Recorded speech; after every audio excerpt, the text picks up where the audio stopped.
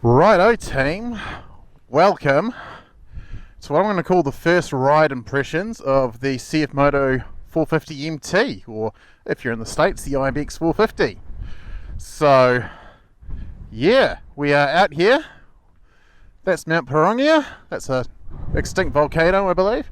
And yeah, this is the dirt playground that's within easy reach of the house between picking up children from school. So we're out here today, beautiful day for it, and well, let's just go over this bike. So if you've seen the first video I put out on this bike, I was pretty impressed, first impressions initially. So if you missed that, jump into the rest of the videos, you'll find that easily, but we'll go over everything once more here.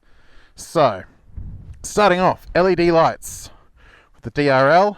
Yes, it's grubby. I've been riding this today. It's an adventure bike, it's meant to look dirty. DRL lights, LEDs all around, nice indicators that are within the body of the bike. So you tip it over, you're not going to break those. At least those ones. At the rear, yep, still within the body of the bike. So that's a pretty good design feature, and this bike's full of them. So stand here, it looks a bit wide, but as you'll have noticed from the other video, very narrow. So I, as a bit of a stumpy leg human being, can actually flat foot this motorcycle, which is mightily impressive. So it is an incredibly accessible adventure motorcycle, this. Got pillion handles. Not that I'd really probably take a pillion on this, but as I was talking to my old man the other day, great for tying down luggage. You could get a duffel bag, tie it down, no worries, easy as. Standing on the bike, as I said, I can flat foot this, it's amazing. Nice buttons, which can flick through the TFT screen. Beautiful TFT on this, and so easy to just navigate your way through. But in terms of features, it's more of the just design thought that's gone into this bike. Yes, lots of bikes have TFTs, KTMs have TFTs and whatnot, but this bike sets itself apart through quite a few nice touches. It's almost like CFMOTO have actually sort of gone on to the internet, seen what adventure bikes riders want, and given it to us. So, for starters, didn't notice this the first time round, we got foldable mirrors as standard. Like, that is fantastic. So we'll put those back where I can actually see behind me, because that's kind of important for me while out on public roads. So foldable mirrors, awesome. Factory handguards, yeah, they're more wind deflectors, they're not sturdy like bark busters, but they'll do the job to get you started, and you'll be easy enough to swap those out because you've got heaps of room here. So at full lock you have no chance of bashing your handlebars or anything you got on them against the tower, and what a tower it is. So for starters, apart from the TFT, down here we have USB-C and USB-A. None of this USB-C only bollocks, because let's face it, not everyone has a USB-C device. So awesome, really accessible. The windscreen, easily accessible, easily adjusted on a knob system. It's just a plastic knob in there. Like if you bend this, you might probably break the teeth on those gears, but it's plastic, so it's not going to cost you an arm and a leg to fix. Just smart things like that. KYB suspension with adjustment, all for under $10,000. That's the thing that blows me away with this bike. CFMOTO could have easily charged more, could have charged 12, in line with say the CB500 X, but no, it's affordable and you've got so much value for money with this bike. The tyres, they're alright. I haven't had an issue with them yet, though I've only ridden on the grass and the dirt roads here, so can't really say too much about them. They grip on the road. I haven't had any sketchy moments in the slidey wet roads.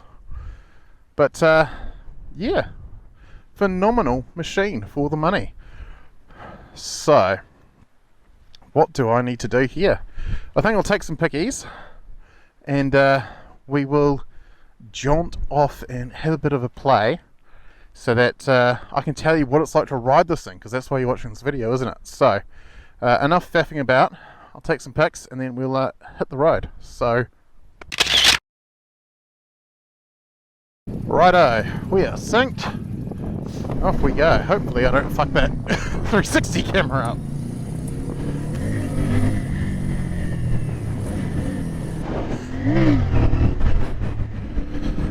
Right, so CFMOTO 450MT. Should probably close my visor or something so you can actually hear me, because it's windy today, despite how it looks. Right. Ooh, now I can't see. Great. Alright. We'll have to make do. So, CFMOTO 450MT. This is going to be one of the most highly anticipated. I know I say this almost every time there's a new adventure bike, but this is one of those bikes that has been waited on, and for quite a few they thought it would be the unicorn, the perfect adventure bike. And yeah, going by the specs, I think it's close, just like certain other bikes like the Himalayan 450. But yeah, it's not the unicorn, let's say that. So for starters, it's 175 kilos dry. Then you've got the fuel and the oil, so you're pushing 200 kilos. So that's Tenere territory, with about half the horsepower, I believe, from the 450cc engine. But what an engine! That sounds fantastic. Absolutely fantastic sounding engine. And it's got really nice linear power, so it'll suit learner riders or people that don't want snappy, scary power.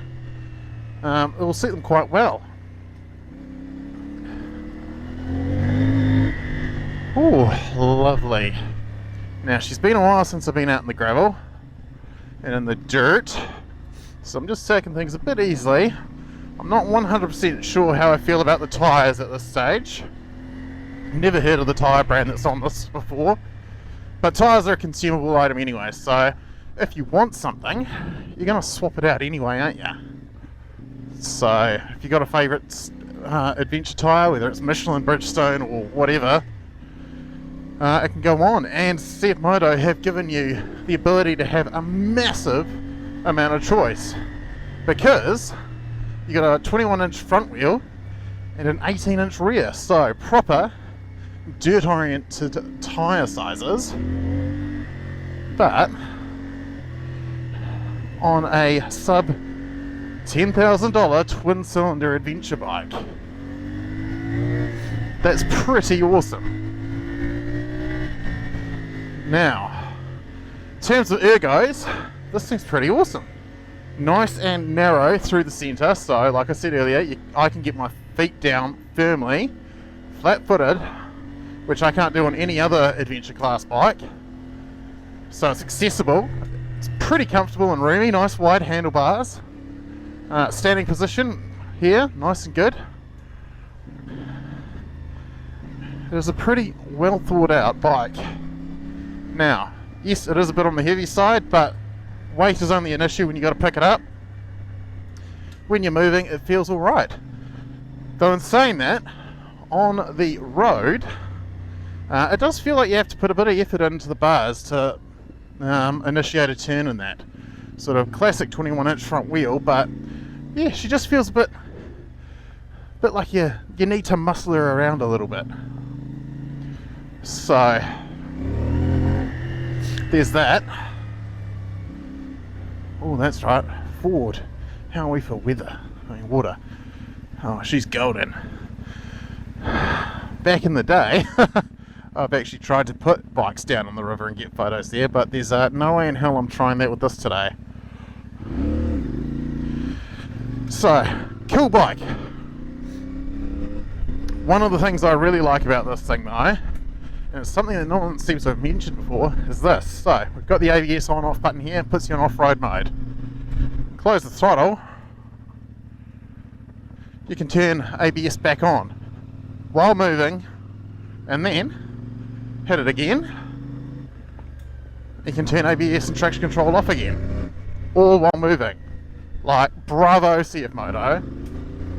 Most bikes manufacturers make you come to a stop to do that, which can really ruin the flow of your ride somewhat. So to be able to do that is pretty impressive. Again, and other cool things, the windscreen, being able to just roll that down with its ingenious little cog system there. Oop, don't hit the 360 camera on the fence, that would be ugly. Nearly wiped the 360 camera out enough today. So this thing's quite a good little adventure bike, and especially for the money. CFMOTO has always sort of been able to bring quite a lot of value for your dollar to the table. And okay, the 800MT, yeah, wasn't quite as off-road as people wanted, but now that you've got this on the table, yes, it doesn't have that LC8 engine in it. It's got the, I believe, the engine that KTM gave up on, and for some God only knows reason I've decided to stick with the single cylinder 390. I think they've missed a trick here, because this engine's fantastic. I am a big fan. Nice, very easy to use clutch. One finger brake.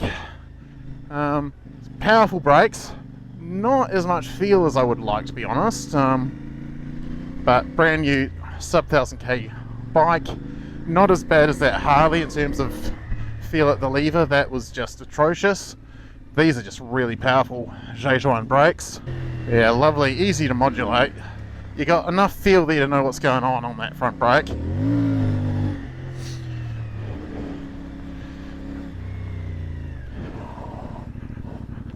That's right.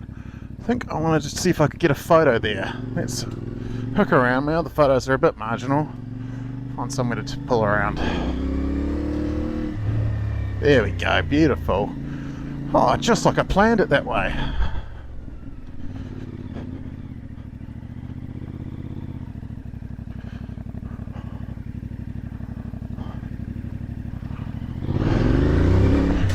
Beautiful sounding engine, this.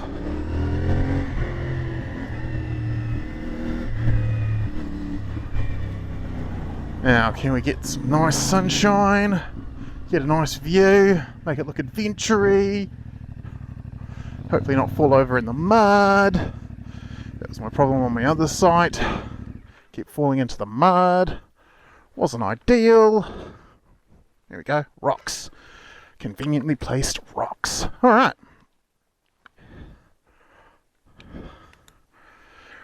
So, let's see if we can get a nice picky. Will that work? Will that do what I want? Ooh, she's a bit harsh. We'll give her a whirl, eh? Come right back. I'll show you the pickies now.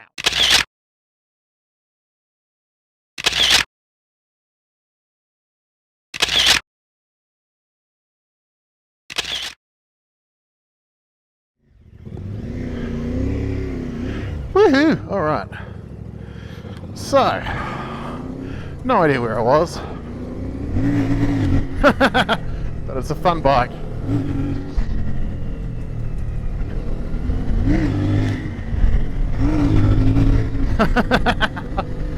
Oh, if you could see the grin on my face.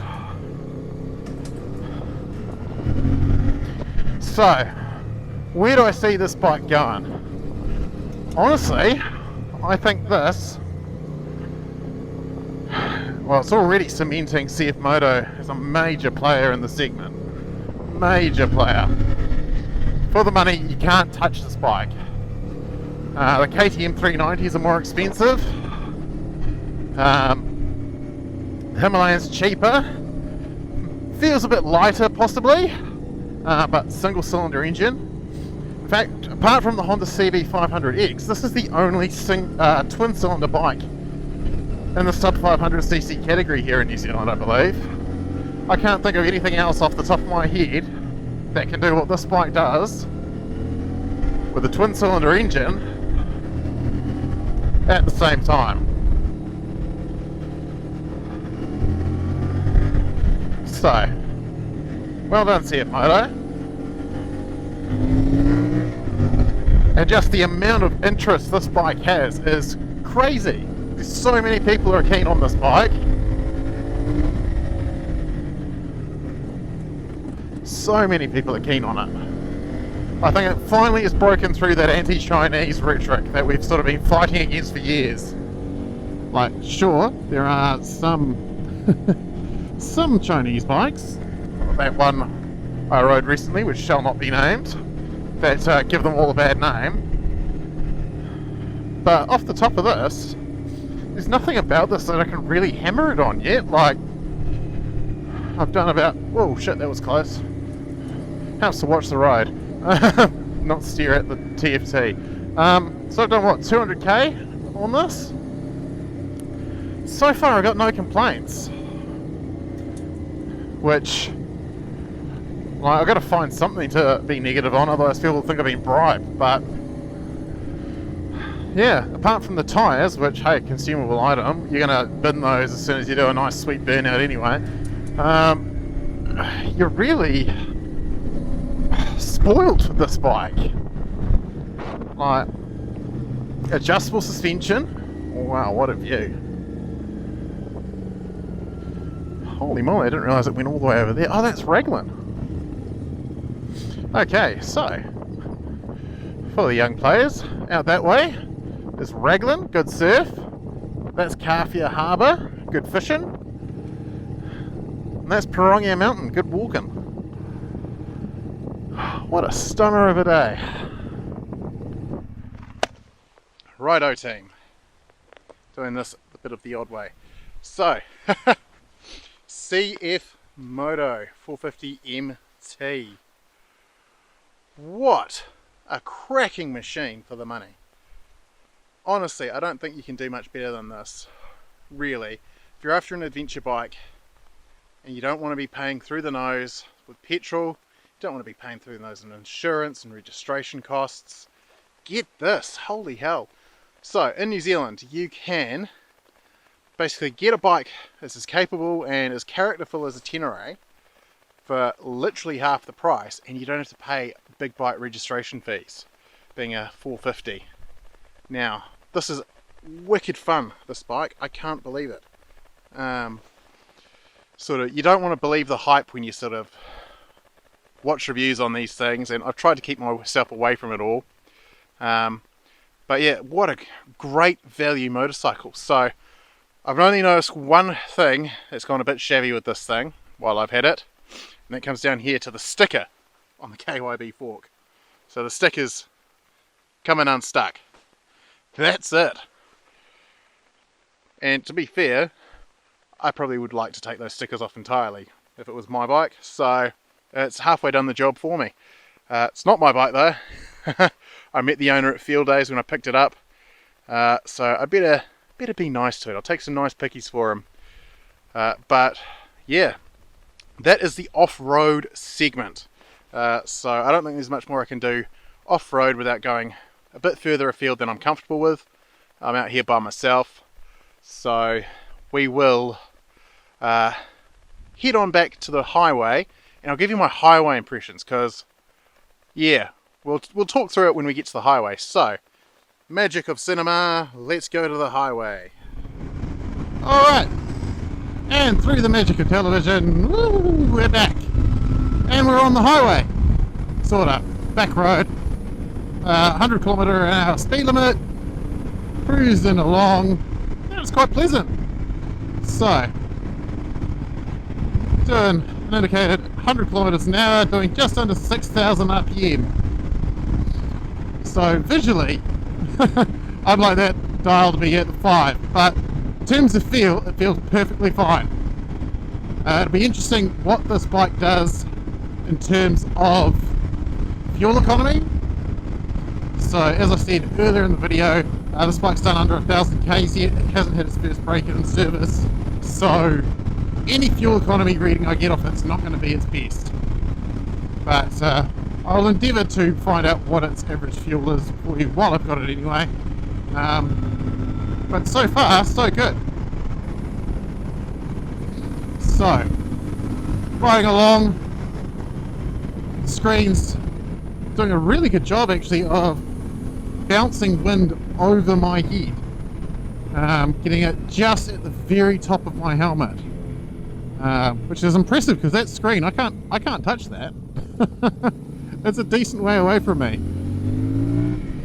If I crank it down, let's see if I can get myself some buffeting. There we go, straight there.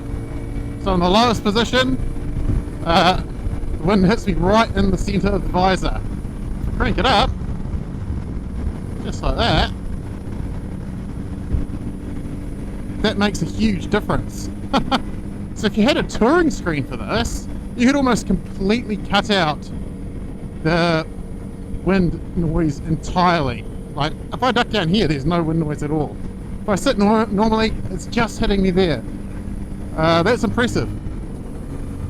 Again, like, you've got so much packed into this bike for so little money. It really puts to shame every other bike on the market, especially the ones from those established manufacturers, the ones that have been around nearly 100 years. CFMOTO came out in 1989. It's as old as I am, which is 35. So CFMOTO has only been around 35 years and they're producing stuff like this. Phenomenal stuff. So, nice tip in there. So if I want to do a bit of quick sort of line movements, like I said earlier, it does take a little bit of effort on the bars. It's not effortless and just seamless like a bike with a smaller front wheel would be, but it's pretty good and it's stable. Once you pick your line, it doesn't go wandering off it. But I get what some people might have been saying on the online forums and that about it being a bit low geared. It does sort of seem to hum along reasonably high in the rev range in 6th gear. So redline is 8.5, it's doing just under 6.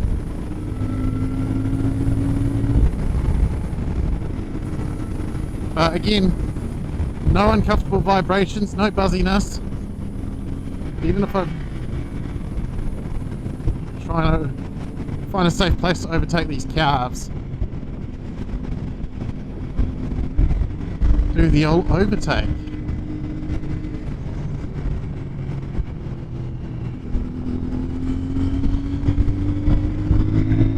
But all around I am really impressed by this bike.